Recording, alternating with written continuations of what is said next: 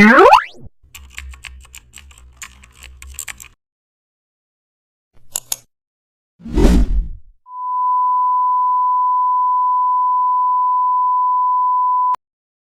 back to the channel and don't forget to like, share and subscribe for more updates. Today we are diving into an exciting tutorial how to create metallic silver gradient effect in Photoshop. Start by opening your text or logo layer, then double click the layer to open layer style and choose gradient overlay. Click the gradient preview bar to open the gradient editor. Set one color stop to light gray and other to dark silver. Add a mid-tone stop for a realistic shine. Choose reflected style to mimic metal reflections. Adjust the angle until you see that chrome look. Increase contrast slightly for extra sharpness.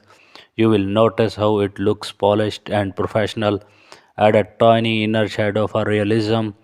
Now duplicate the layer and